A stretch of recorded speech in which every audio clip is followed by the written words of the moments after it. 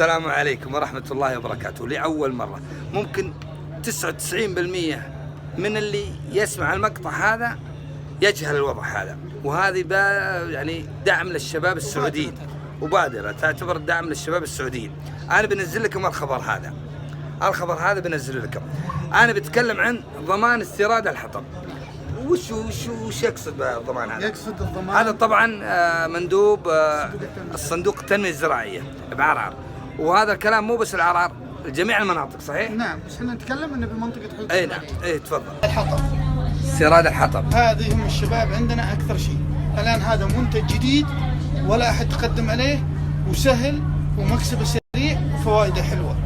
يتقدمون. طبعا انا بيطلع الحين، خلينا نتكلم انا كشخص. حلو. نعم. اسمع يعني. الحين الضمان استيراد، هذه استيراد الحطب انا بيقدم عليه. طيب. كيف اقدم عليه؟ احنا نكون لك كفلاء ضامنين لك عند صندوق، عند اي بنك اللي هو البنك العربي وبنك الاستثمار وبنك الفرنسي. احنا مسوين معهم اتفاقيه ونضمنك عندهم. تيجي انت تقدم طلب، قبل الطلب طلع سجل تجاري في استيراد الحطب، وتجيب فاتوره من اي دوله. السلام عليكم، اعطونا فاتوره عرض سعر 200,000 300,000 ريال 400,000 ريال، ويقول لك هذا تكلفته. تجيبها مع السجل التجاري وتقدم عن طريق الموقع. سهل يعني دعم. اي دعم عندنا، تقدمه هنا، وهذا عندنا بروشور يلقونه بالموقع ولا يلقونه عندنا بالصندوق. طيب في باقي المناطق غير عرعر كذا؟ نعم، كل مناطق المملكه يعني يستفيدون من كل المناطق. يستفيدون كل مناطق المملكه، وانا اخص لك منطقه الحدود الشماليه لان اكثر شيء تستخدم حطب. صح، حطب وفحم استيراد. هذا نضمن لك عند البنك خلال سنه تسدد بدون فوائد بسيطه.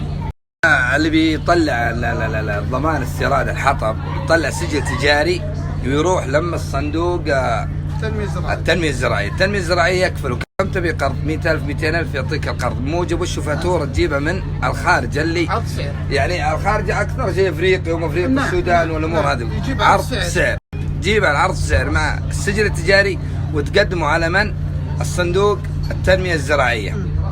وهم يكفلونك، يوجهونك البنك، بنك الرياض، بنك البلاد، بنك الراجحي، كذا اي بنك، البنوك التجاريه يوجهونك، يمنحون لك القرض، وخلال سنه تسدد القرض هذا بدون اي فوائد. يعني هذه دعم للشباب، وحنا كفلاءهم عندنا. وصندوق التنميه الزراعي كفيل هذا الشخص. منتجات جديده ومفاجئه بالنسبه للمربين الماشيه باذن الله. فيه انتاج، فيه الامور جديده، واتفاقيات توقعت مع مع البنك التنميه الاجتماعي، وقعت ب 10/3/2019، ومبادرات جديده ودعم الاسره المنتجه، وقريبا جدا ننشرها عن طريق اخونا ابو غانم. في بعد الاسره المنتجه؟ نعم، في شيء جديد ان شاء الله. الاسره المنتجه بالتعاون مع صندوق بنك التنميه الاجتماعيه اللي هو بنك التسليف، وقريبا تلقون الخبر عند ابو غانم ان شاء الله.